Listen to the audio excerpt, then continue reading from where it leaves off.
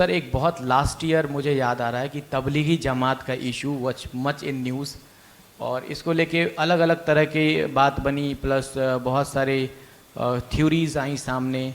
Media ने भी बहुत ट्रायल किया। इनफैक्ट अगर कुछ इंडिपेंडेंट मीडिया हाउसेस को छोड़ दें तो ज़्यादातर ने उसका ट्रायल किया, और ये चीज़ सामने आई कि मोर और लेस तबलीगी जमात जो है उसको डेमोनाइज किया गया, ऐसा सुनने में आया। और बाद में हाई कोर्ट का भी फैसला आया, उसमें पाया कि किसी भी तरह का इनका इंडल्जेंस नहीं था।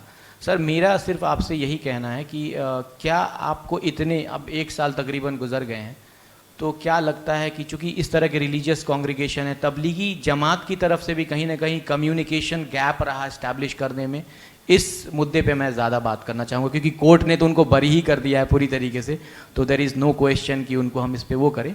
पर मुझे लगता है कि तबलीगी जमात का जो एक तरीके से कम्युनिकेशन गैप रहा इस्टेब्लिश करने में, इस पे आपकी राय जानना चाहता हूँ। आपने बहुत इम्पोर्टेंट क्वेश्चन किया है। देखिए, तबलीगी जमात दुनिया की सबसे बड़ी धार्मिक जमात है।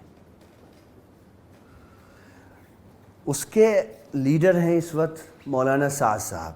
मैं आपको एक एडवाइस करूंगा, आप वर्ल्ड मैप लेकर के अपने पास बैठें, आप आंख बंद करके जिस कंट्री पर भी उंगली रख देंगे आपको वहाँ पर मौलाना साद साहब के फॉलोवर मिलेंगे। आप कल्पना कर सकते हैं, वो इतना विशाल व्यक्तित्व है। मैं उनका स्पोक पर्सन नहीं हूँ, ना मैं उनका प्रवक्ता हूँ, लेकिन मैं एक इंसाफ की दृष्टि से आपको बता रहा हूँ। आप किसी भी देश के किसी भी पॉलिटिकल या रिलीजियस आदमी को उठा लीजिए, उनको सुनने के लिए 5 लाख लोग अगर आ गए तो बहुत है, लेकिन मौलाना साद साहब का जब इज्तिमा होता है तो उनको सुनने के लिए 20 से 25 लाख लोग आते हैं, और बग़ैर किसी सरकारी मदद के ट्रेनें और बसेस फ्री नहीं होती हैं।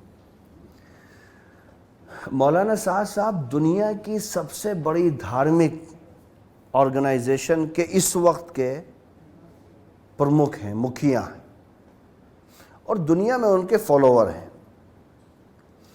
आप भारत में, जो भारत दुनिया को दिशा दिखाता है, उस भारत के कुछ मीडिया हाउसेस की तरफ से उनको क्या कुछ नहीं कहा गया। कहा गया साहब कोरोना बम इन्होंने फैला दिया, ये लोग कोरोना जिहाद कर रहे हैं। आप कल्पना कर सकते हैं कि महात्मा गांधी का देश है, यहाँ पर इस रूप की भाषा को एक इतने विशाल व्यक्ति के लिए यूज़ किया जाएगा, जिसके परिवार ने इस देश में सामाजिक क्रांति लाने में सबसे महत्वपूर्ण भूमिका निभाई है। साहब ये लोग, इनका काम क्या है? ये सिर्फ मुसलमानों को, वो युवा जो अपनी पत्नियों पर अत्याचार करते हैं, वो युवा जो बेरोजगार हैं, वो युवा जो ईश्वर से दूर हैं, भटके हुए हैं, इनका काम यह होता है कि उनको जा करके, उनको पकड़ करके, उन बुराइयों से रोक कर, धर्म के रास्ते पर लगाकर देश की उन्नति का सहयोगी बनाते हैं। ये इनका काम है, मूल काम ये कोई इस तरह की गतिविधि नहीं करते। मैं आपको चैलेंज करता हूं, चलिए आप सिंगल, 100 साल हो गए इन लोगों को देश और दुनिया में काम करते हुए, आप सिंगल मुझे कोई ऐसा केस दिखा दीजिए कि तबलीगी जमात के लोगों ने किसी जगह कोई रेप किया हो, या अपहरण किया हो, या कहीं ट्रेन रोकी हो, या कहीं बस जलाई हो, या सरकार के खिलाफ कोई भी प्रोटेस्ट किया हो। आपको दुनिया में कोई ऐसी ऑर्गेनाइजेशन नहीं मिलेगी।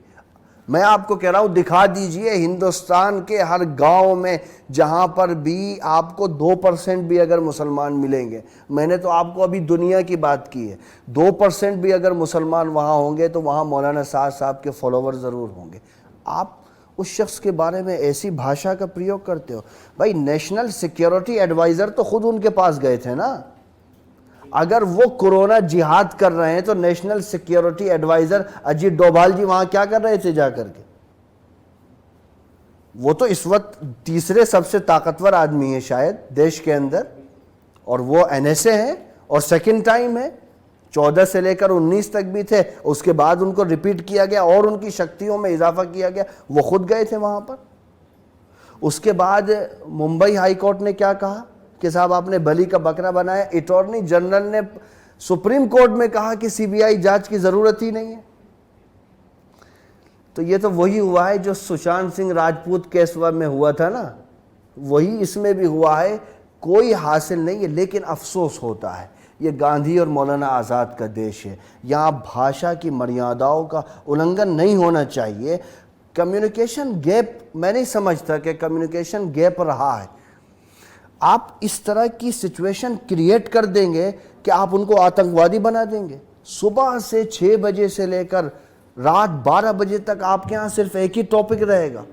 तो बस अफसोस होता है कि इस देश के अंदर ऐसा नहीं होना चाहिए था। अगर हो गया है तो कम से कम आगे ऐसा नहीं होना चाहिए। जो लोग इतने विशाल हैं और देश को, जिन्होंने वैचारिक क्रांति इस देश के अंदर जिस परिवार ने लाई है, कम से कम उसको अगर हम इज्जत नहीं दे सकते तो उसको बदनाम करने का भी हमें कोई अधिकार नहीं।